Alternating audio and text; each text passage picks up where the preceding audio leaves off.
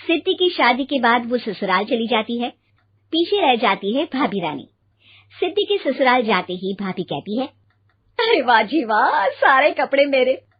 हाय रे पैंट, अरे वाह वाह, मजा आ जाएगा। अरे ये सिद्धि की अलमारी के सामने खड़े होकर क्या बड़बड़ा रही है? जाकर देख मेहमानों को विदाई की मिठाई मिली कि नहीं। अब हाँ माँ जी, क्यों नहीं, लेकिन पहले कपड़े तो बदल लूं। अब रानी आ जाती है सिद्धि के उन कपड़ों में जो वो ससुराल जाने से पहले घर छोड़ जाती है। अरे रानी, कुछ दिन रुक जाती। अरे ये तो सिद्धि बिटिया को मैंने ही दिया था, बड़ा ही फबता था उस पर, तुझ पर तो कुछ खास नहीं लग रहा। अब वो ना मेरे सारे कपड़े गीले थे तो सोचा पहन लूं। वैसे भी सिद्धि को कौन सा दिन पुराने आउटडेटेड कपड़ों को पहनना है। वैसे भी ये सूट तो मैंने तभी पहना था, वैसे खास है भी नहीं ये। हाँ ठीक है, लेकिन ना मेरी सिद्धि पर तो जमता था। सारे मेहमान चले जाते हैं और सिद्धि ससुराल से मायके पहली बार आती है। अपना घर, अपना कमरा, अपनी अलमारी। ये बोलकर जैसे ही सिद्धि अलमारी खोलती है तो सामने उसके कपड़ों की जगह कुछ और ही रखा होता है। माँ, ओ माँ, जरा कमरे में तो आना। सास और रानी वहां पहुंच जाते हैं। रानी ने पहनी होती है सिद्धि की जींस और टी शर्ट। अरे भाभी, ये क्या? ये तो मेरी बड़ी ही महंगी टी शर्ट है, इसे आपने घर में क्यों पहनी है? अरे बहुत मिलती है दीदी ये चौक की मार्केट में, 150 में। ओ भाभी प्लीज, ये एरोपोस्टल है, 2000 की एक टी शर्ट। ओह, 2000 में तो दीदी 4 साड़ी आ जाए। अब क्या बोलूं? भाभी, ये मेरी अलमारी में छोटू के कपड़े, तो मेरे कपड़े कहाँ हैं? मेरी अलमारी में? अब दीदी आपको कौन से पुराने कपड़े पहनने थे?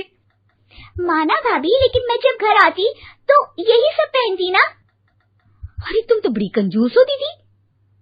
खैर, वक्त आता है जब सिद्धि ससुराल के लिए रवाना हो रही होती है। अरे रानी, अंदर से सिद्धि का गिफ्ट ले आ, लड़की पहली बार ससुराल से मायके आई है।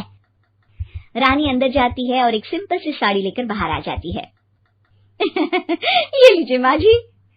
सास बेटी को गिफ्ट देकर ससुराल भेजती है। अगले दिन रानी एक सुंदर सी साड़ी पहनकर सामने आती है।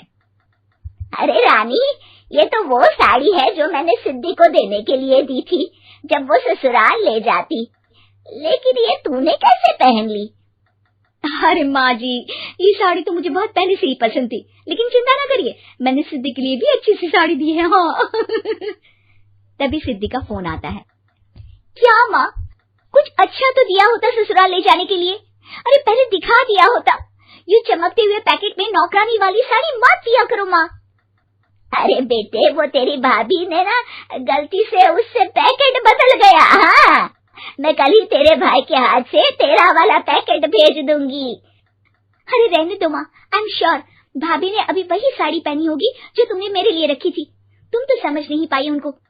खैर छोड़ो, मैं ज्यादा बोलती अच्छी नहीं लगती, रहने दो, आपको उन्हीं के साथ रहना है, फिर बात करेंगे। सास को रानी पर गुस्सा आ जाता है। वो उसके कमरे में जाती है जहाँ वो शादी का एल्बम देख रही होती है। रानी, मार्केट जाकर एक ऐसी ही साड़ी लेकर आ, कल प्रतीक जाकर सिद्धि के घर दे आएगा। अरे क्यों माँ जी, कितनी साड़ी देनी है दीदी को? यहाँ कोई सेल लगी है क्या? अरे चुप कर, मेरे बेटी के हिस्से की साड़ी खुद पहन ली, अब ज्यादा ज्ञान बांट रही है। एक दिन सिद्धि का फोन आता है। माँ, मेरी सास ने आप सबको खाने पर बुलाया है। सारे लोग सिद्धि के ससुराल पहुँचते हैं। खाना खाकर वो लोग निकल रहे होते हैं कि सिद्धि की सास सभी को गिफ्ट देती है। अरे बहन जी, बेटी के घर का खाना खा लिया, यही बहुत है जो आप ऊपर से गिफ्ट भी दे रही है। अरे बहन जी, आप भी कहाँ इन बातों पर विश्वास कर रही हैं। सास सभी को गिफ्ट देती है, लेकिन रानी को जो साड़ी देती है वो अजीब सी हरे रंग की, लाल रंग की बड़ी छाप वाली होती है। अरे छी, ये कौन पहनेगा? सासू माँ को तो जरी वाली इतनी सुंदर, और मेरे लिए ये नौकरानी वाली। अरे भाभी, दरअसल मैं जब भी घर आती थी आप वापसी में ऐसी ही साड़ी देती थी ना, तो माँ ने सोचा कि आपको आपकी पसंद की ही साड़ी क्यों ना दी जाए। बेचारी रानी, बोलती भी तो क्या। सिद्धि और सास रानी का चेहरा देखकर हंसने लगती है, तो रानी समझ जाती है कि अपने ही बिछाए जाल में वो फंस चुकी है।